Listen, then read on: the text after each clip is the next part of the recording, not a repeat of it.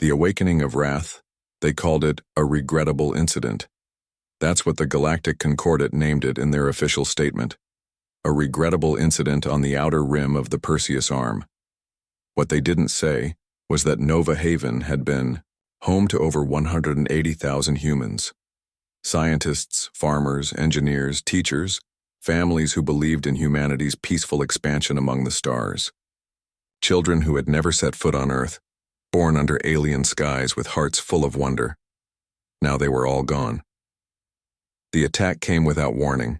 No declaration, no demands, no opportunity for evacuation.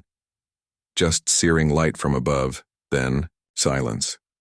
Where a thriving colony once stood, only a smoldering crater remained, the twisted metal of atmosphere processors still glowing red in orbital images. The Nova Haven disaster was transmitted across human space in real time, courtesy of an automated research drone that survived on the colony's dark side. For 3 days, Earth's government hesitated. The diplomatic corps urged caution, suggesting investigation and dialogue. We need to understand who's responsible before taking action, they insisted. Humanity had other ideas. It began with the Mars Defense Fleet, 57 warships breaking orbit without authorization, their commanders, transmitting a single message: Nova Haven will be answered for. Within hours, the Jupiter Combine followed, then the Saturn Collective, then every human settlement from Mercury to the Kuiper Belt. No speeches, no debate in the United Council chambers. Just cold, synchronized purpose. By the end of the week, Admiral Helena Stark of Earth Central Command addressed humanity with words that would echo across the galaxy. For centuries, we've extended our hands in peace. We've compromised, retreated, and forgiven. We've followed their rules in their galaxy, no more. Today, we speak a language the stars will understand. The mobilization defied all expectations. Retired military personnel reported for duty without being called. Civilian ships underwent hasty retrofitting, trading cargo bays for missile launchers and shield generators. Mining vessels had their extraction beams reconfigured as weapons. Private security forces volunteered their fleets.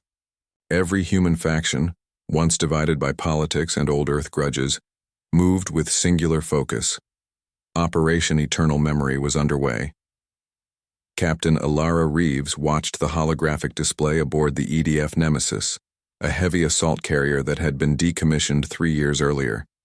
Now it hummed with restored life, its halls filled with both veterans and volunteers who had never seen combat. In her 20 years of service, Reeves had never witnessed anything like this. The display showed fleet formations stretching beyond the edge of the Sol system, an armada that grew by the hour. "Final count, Commander?" she asked, her voice steady, despite the weight of what they were about to do. Commander Jackson checked his data pad. 700,000, Captain. 700,000 ships with human crews ready to move on your order. The number seemed impossible, yet there it was. Humanity had been considered a minor power in galactic politics, tolerated but rarely, respected by species who had traveled the stars when humans were still discovering fire. They had never taken humans seriously, not as threats, not as equals. That was about to change. "What about Nova Haven survivors?" Reeves asked, though she already knew the answer. "Still zero, Captain. The attack was comprehensive." Reeves had lost her younger sister in Nova Haven. Dr. Maya Reeves had been part of the terraforming science team, brilliant and idealistic. They had spoken just days before the attack, with Maya excitedly describing a breakthrough in atmospheric stabilization. Now her body was atomic particles scattered across what had once been her laboratory. "Initiate jump sequence," Reeves ordered. Around the Sol system, 700,000 engines began to glow. The first target was the Void Strider Alliance, a coalition of predatory species known for weapons trading and territorial aggression along human borders. Intelligence suggested their involvement in supplying the technology that had destroyed Nova Haven. Unlike humans, the Void Striders had no unified homeworld, instead operating from fortress stations throughout the Cygnus Arm. When the first wave of 50,000 human ships materialized near their central trading hub at Caraxus, the Void Strider response was predictable: arrogance, then disbelief. "You've violated sovereign space, humans," came the transmission from Supreme Marshal Ketraz. "Return to your designated sectors immediately or face appropriate consequences." Reeves opened a channel. The bridge fell silent as she stood, her reflection visible in the viewport that showed the massive Void Strider station. "This is Captain Ilara Reeves of the Earth Defense Force. We're not here for threats or negotiations. You provided quantum destabilization weapons to whoever attacked Nova Haven. You have 1 hour to transmit all records related to those transactions and surrender those responsible." "Or what, human?" The Void Strider's mandibles clicked in what passed for amusement among their kind.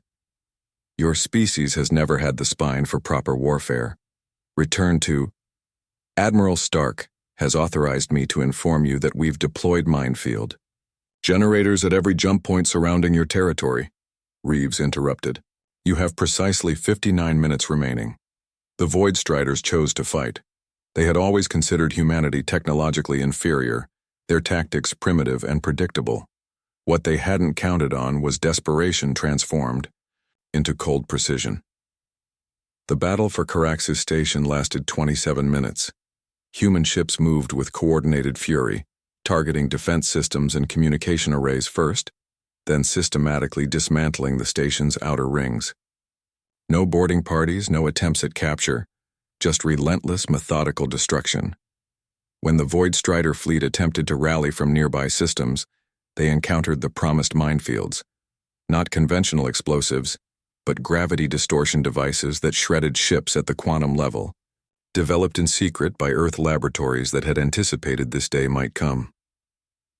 Captain Reeves watched the battle from the Nemesis's command deck, her expression unchanged, even as reports of victory streamed in. This wasn't about vengeance, she reminded herself.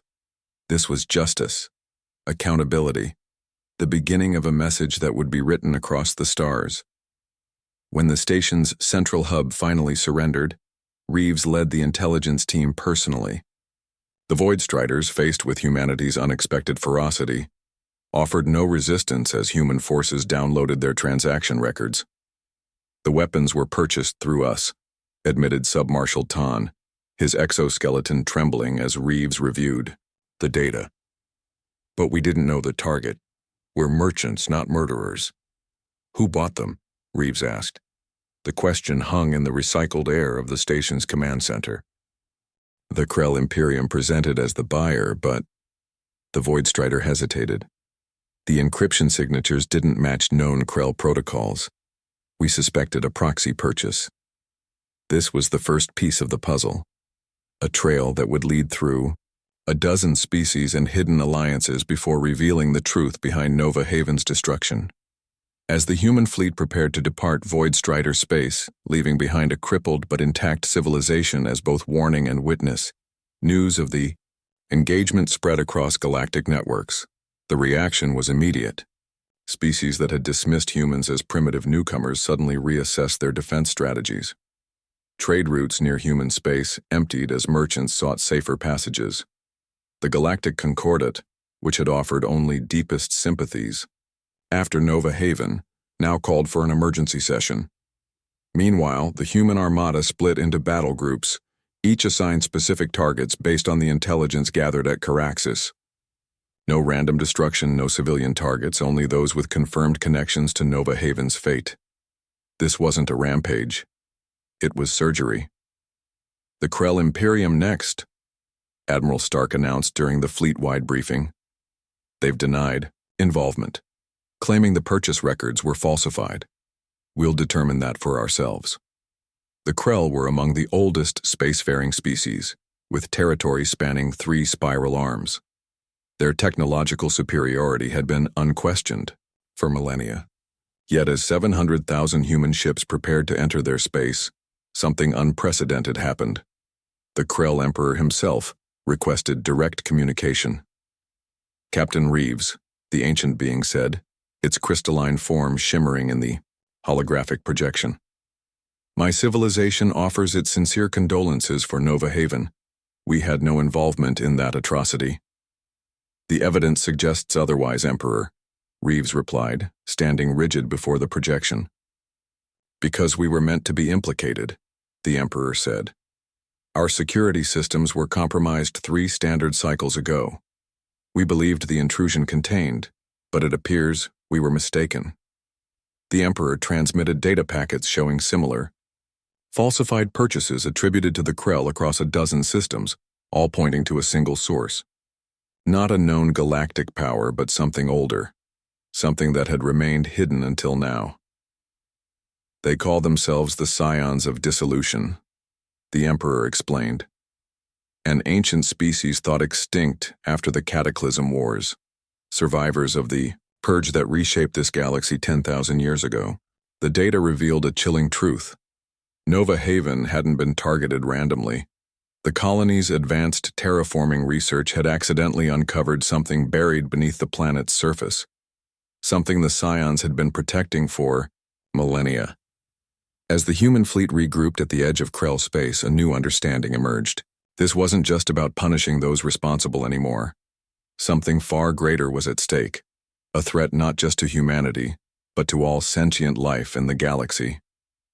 "Send word to Earth," Captain Reeves ordered, studying the star charts indicating the suspected location of the Scion homeworld. "Tell them we've found our target." The awakening of human wrath had only begun.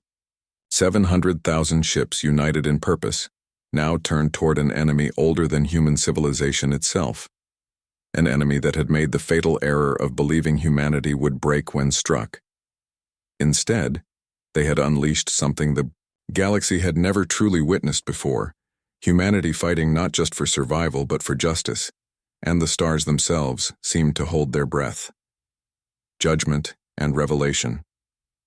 The human armada moved like a shadow across the galaxy, deliberate and unstoppable. Species that once dismissed Earth as a backwater world now watched in stunned silence as the largest fleet ever assembled traversed their territories. There was no bravado, no threatening broadcasts, just the cold determination of a species that had finally been pushed too far. For Captain Alara Reeves, each jump brought them closer to answers.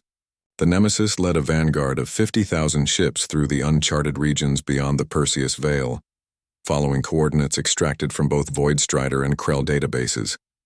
Intelligence suggested this region had been deliberately erased from official galactic maps, a blind spot maintained through manipulation and occasional violence. "Dropping out of FTL in 30 seconds, announced Lieutenant Chen from the navigation station. Unknown stellar configuration ahead. The view screen flickered as the Nemesis returned to normal space.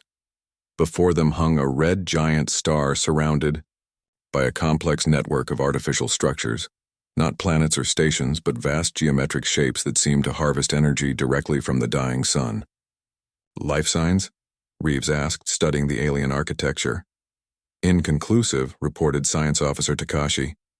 "The structures are generating interference patterns unlike anything in our databases. They might be automated or designed specifically to hide from detection," Reeves finished. "Maintain distance and deploy reconnaissance drones. I want detailed scans of those structures before we proceed." While the human fleet held position, the automated probes ventured closer to the mysterious constructs. Their transmissions revealed engineering beyond contemporary galactic standards, technology that seemed to manipulate dimensional space itself. "Captain," Takashi called, his voice tense. "The drones are picking up temporal distortions around those structures. They're not just collecting energy, they're storing time." Before Reeves could respond, a communication request flickered across the command console. Origin point untraceable, encryption unlike anything in their systems. With a nod from Reeves, Communications Officer Diaz opened the channel. The being that appeared in the holographic projector was unlike any species in known space. Its form shifted continuously, as if existing in multiple states simultaneously. When it spoke, the translation matrix struggled to convert concepts rather than mere words. "The awakened come, as was inevitable," the entity said. "We are Karmorith, what you call Scions of Dissolution. Your presence was anticipated." Reeves stepped forward. "You destroyed Nova Haven. Murdered over 180,000 humans without provocation." "Provocation is subjective, Captain Reeves," the entity replied, somehow knowing her name. "Your colony disturbed what cannot be disturbed. The consequence was necessary." Necessary?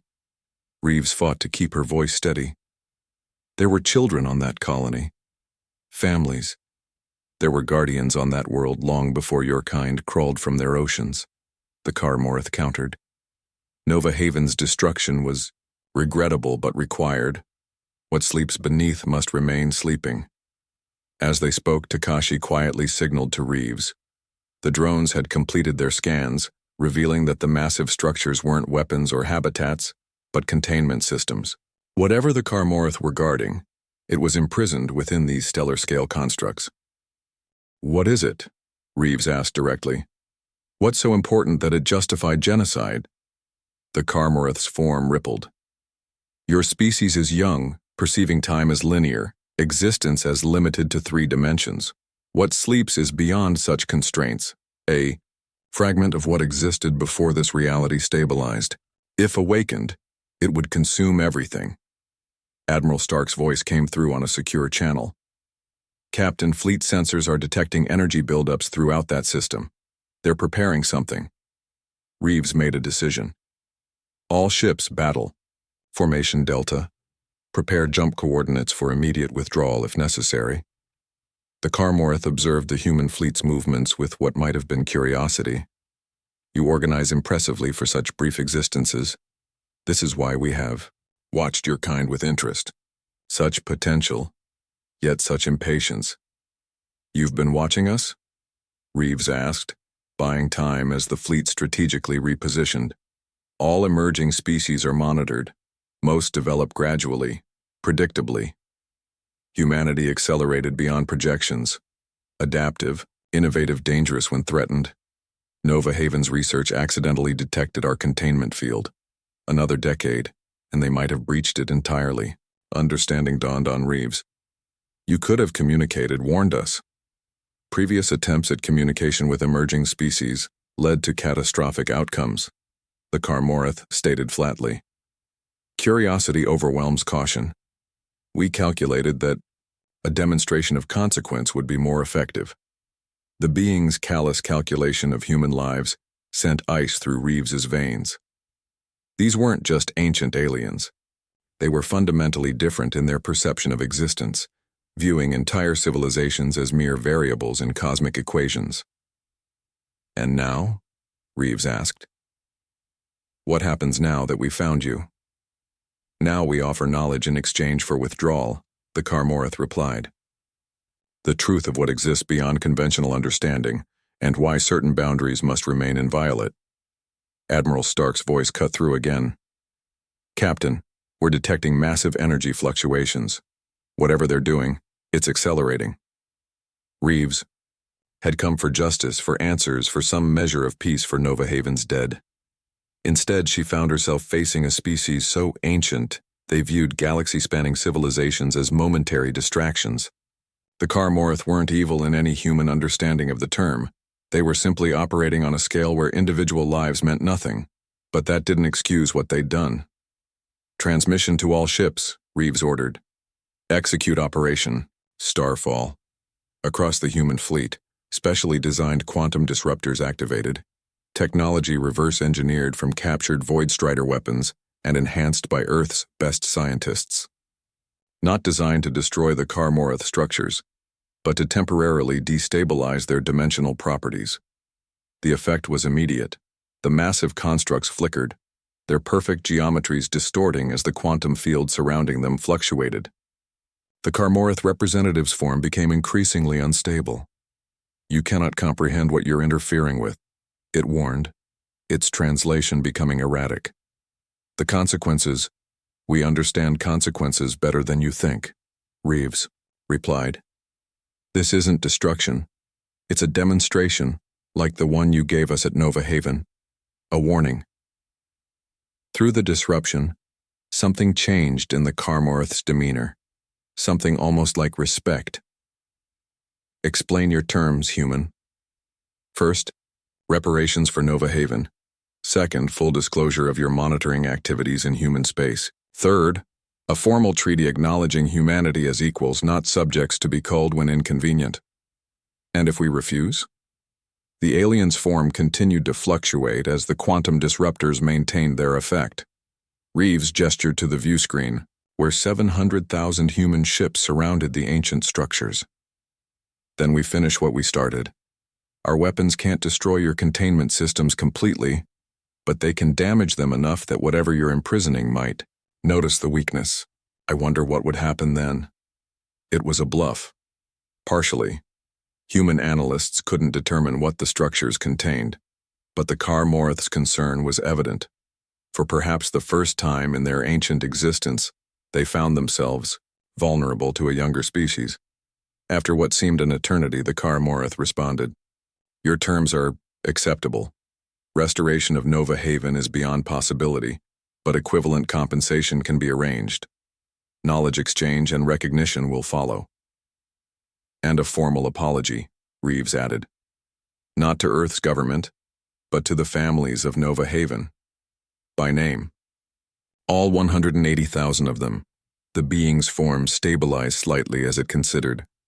"This concept of individual acknowledgement is inefficient, but we will comply." The negotiations that followed lasted weeks, with representatives from Earth joining Captain Reeves aboard the Nemesis. The Kar-Morith revealed truths about the universe that human science had only theorized, concepts that would advance Earth's understanding by centuries. In return, humanity provided something the ancient species had lost over millennia of existence: perspective on the value of individual life. 6 months after the confrontation, the first compensation arrived in Earth space, technology beyond anything humans had imagined possible, including the means to create self-sustaining habitats that could support billions. The formal apology followed, a transmission containing the name and personal acknowledgement of every Nova Haven resident, delivered to their surviving families. Captain Reeves stood on the observation deck of the Nemesis, watching as the massive human fleet began its journey home. Not all 700,000 ships would return. Some had been lost in earlier engagements, others assigned to newly established outposts along the borders of Kar-Morith space. A watchful presence, ensuring the ancient species kept their word. Commander Jackson joined her at the viewport. "Orders from Admiral Stark, Captain. We're to lead the Vanguard back to Earth." And the diplomatic team, remaining behind to finalize the treaty. "The Kar-Morith have agreed to share custodianship of whatever they're containing. Apparently, they've decided humans are stubborn enough to make good guardians." Reeves almost smiled at that. "We are that, if nothing else." As the Nemesis prepared for the jump home, a final transmission arrived from the Kar-Morith representative. "Captain Reeves, we miscalculated regarding humanity. In our existence, few species have demonstrated such unity of purpose when threatened. Fewer still have shown restraint when holding advantage. This combination is uncommon." "Remember that," Reeves replied. "The next time you're considering a demonstration." The Nemesis jumped to FTL, leading the human fleet back toward Earth. Behind them, ancient structures continued their eternal vigilance around a dying star, now joined by human monitoring stations, a partnership born from tragedy but pointing toward something new. Throughout the galaxy, the message was clear. Humanity was no longer just another emerging species to be tolerated or dismissed. They had proven themselves with both fury and wisdom, capacity for overwhelming force and willingness to find solutions beyond destruction. One colony had fallen, but from its ashes rose not just vengeance, but a transformation of humanity's place among the stars. The armada that had set out to deliver judgment had instead secured recognition, and perhaps in time, genuine respect. Captain Alara Reeves thought of her sister as Earth appeared on the view screen, blue and beautiful against the void. Maya would have appreciated the irony that in humanity's darkest hour, they had found their brightest potential. Not just as conquerors or victims, but as equals in a galaxy far older and stranger than they had ever imagined. And somewhere in the great cosmic balance that made the price paid at Nova Haven, if not acceptable, at least meaningful, the stars would remember.